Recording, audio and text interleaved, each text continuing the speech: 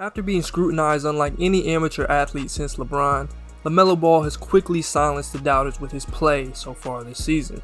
It may not come to much surprise to those who thought highly of him coming in, but even for a guy like myself who had him ranked in the clear upper echelon of last year's class, he's definitely exceeded my expectations.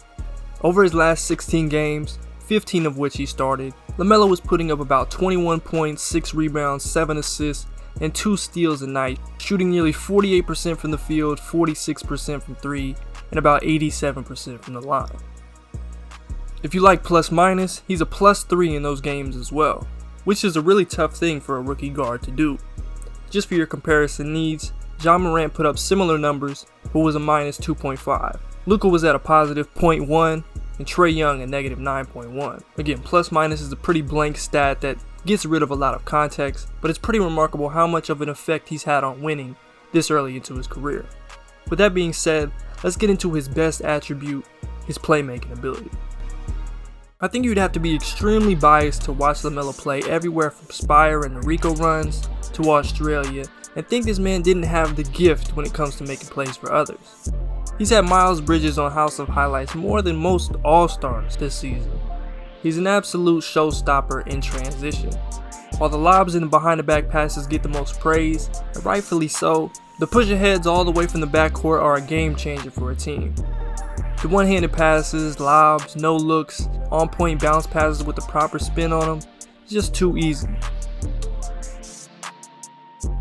These two passes are great examples of Melo's dynamic ability to pass his teammates open and be a showstopper in transition. He perfectly leads Terry Rozier with his absolute dart through Covington and Trent, and as you can see, he puts his hand under the ball and puts the proper spin on it to keep it low enough so that they can't reach it. Here against Orlando, Melo once again puts the flawless spin on the ball, leading Malik to the bucket at an angle Okeke and Ross have no chance to get. With the one-handed bounce pass on the money to Mo. Charlotte's up by 4. As we see the turnover there by Williamson playing in traffic, that turns into the transition. Bridges hangs in. First miss for Brogdon leads to the run to have a conversation. Melo in the air, but he finds number 10 who's up and down. Melo has unbelievable feel in the pick and roll. He's already dealt with a ton of coverages through his young career, and he's handled it extremely well. Whether they're in drop, try to trap, switch, he's routinely making the right read, whether it's to attack or find the open man. Charlotte has noticeably ran that Spain pick and roll in big moments and ran the points throughout a game. It's been really tough for teams to stop given the personnel that they have and Melo's ability to find the open man. When he's running that high screen with Hayward, Bridges, or usually PJ Washington, they may pop depending on the coverage that their opponent is in, and it's led to a ton of wide open above the break threes. And he often delivers the pass seamlessly with a behind the back, which is a staple for all of the league's best playmakers. He just has a tremendous feel for the game and the defense moving around in front of him. Here they're in drop and PJ decides to just slip and pop, and Melo left-hand whip passes it back up to PJ for the wide open three. Buckets in transition, a lot of great hustle plays being made. Washington. This one looked like the Mavs might have been confused on if they were in drop or switching, or maybe Brunson just read it and reacted, but Melo throws this over the shoulder pass back to Bridges and he finishes the play off. Hornets going really young. Everyone on the floor is a 3-year pro or less. And then we've got a roll against drop, which LaMelo delivers the pocket pass for the bucket inside. Wearing number 2 for Charlotte. PJ Washington going on a 14-3 run. Hayward.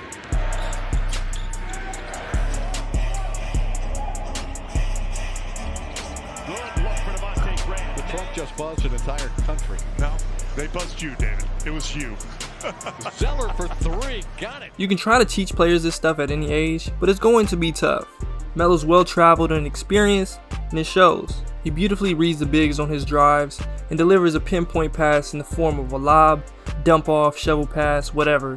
He's going to get his man a good look inside. Now watch this right here against the Hawks. Last second, Melo gets rid of the ball on the way down as he sees John Collins commit to him and leave PJ wide open underneath. Simple things like showing the ball with one hand against a shot blocker like Rudy Gobert or an aggressive defender like Rashawn Holmes is really next level stuff.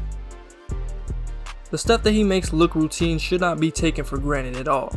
Okay, I'm going to drive, draw, kick this. LaMelo, good find. And 13 minutes into the game to be down by double figures and ahead by double figures is amazing.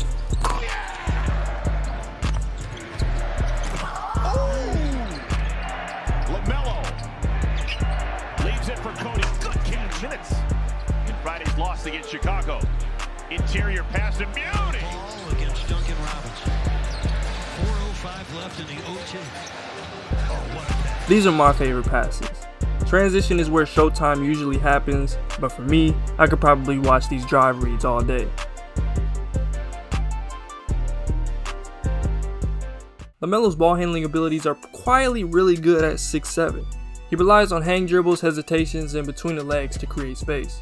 This is only going to be more impressive as he continues to develop, especially physically, and gains more respect as a shooter. He's underratedly quick at his size. He's got a great first step, and it clearly catches a ton of like-sized players and wings off guard as they try to press up on him. He loves to use the between the legs to gather himself, get a rhythm, and often freeze his opponents. The left to right cross, the pullback, and the change of speed all help him create an advantage. If he's ever able to add about 15 to 20 pounds to his frame, I think he could become a go-to scorer. I've been really impressed at how he's attacked these switches and matchups with some of the league's best, like it's just another game in the backyard. But I guess when your older brother is the former number 2 overall pick and one of the best defenders at the guard spot in the league, it might just come with the territory. Now these last 2 areas were pretty huge swing factors for him, and he's absolutely hit them out the park, starting with his finishing. There was some cause for concern with his ability to finish at the rim and through contact, but given how much touch he showed and the ability to use either hand with English, I felt like it was a realistic possibility for him to figure it out early on in his career.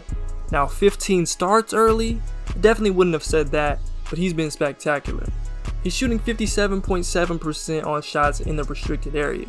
There are a ton of stats that you can use to illustrate his improvements as a finisher, and they all hover somewhere between 54 and 58%. Could he still improve? Of course. But this early into his career, this is an absolute win. And then figured out a way to really make himself useful. And his floater game is a real problem as well. I know Emmanuel quickly pretty much owns the entire floater island in the mind of fans and analysts alike, but LaMelo actually shoots 49.2% on his floaters, while Quickly shoots 42.1%. Now Quickly is shooting 45 for 107, while Melo is 29 for 59, so it is significantly less attempts. But the common thread is they can take them from a range of 5 to 17 feet and in a variety of situations. Melo just has tremendous touch, and this is going to be a deadly piece of his game for years to come. Here's LaMelo Ball off the bounce. Now over to his shooting, the area that has really made him one of the league's best early on in his career. There was a ton of talk about him as a shooter coming in, and if you solely looked at the stat sheet from the NBL, there was no way you would have thought that he'd be a good shooter in the league. However, you had to know his shot selection would improve first and foremost. He showed a ton of touch, and if you watched him at all prior to Australia, you knew that this man could get hot at any time, and if it's one thing that his family never lacks, it's confidence. The dude was pulling from half court as a 15-year-old sophomore. I promise you that's something you bet on every single time. The biggest thing he's improved upon though is his consistency when it comes to his form. He's got an unorthodox release from top to bottom, no question, but it's been wildly more consistent. He starts with his arms wide, often lifts his knees up at the peak of his jump, but has been a lot closer to the same motion in the NBA than it has been anywhere else he's played. Don't get me wrong, it still varies, especially if he's going off the dribble in comparison to spot ups, and the range definitely changes things significantly, but overall I like the progress he's made over the last 12 months.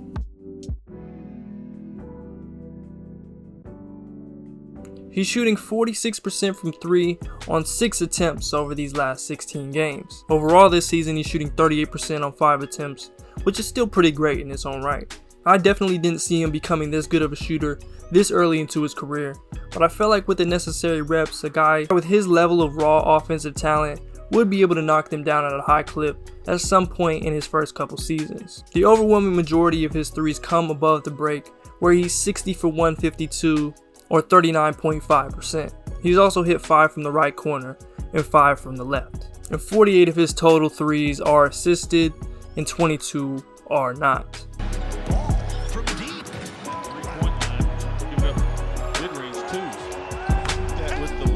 That's why he switched it to the right.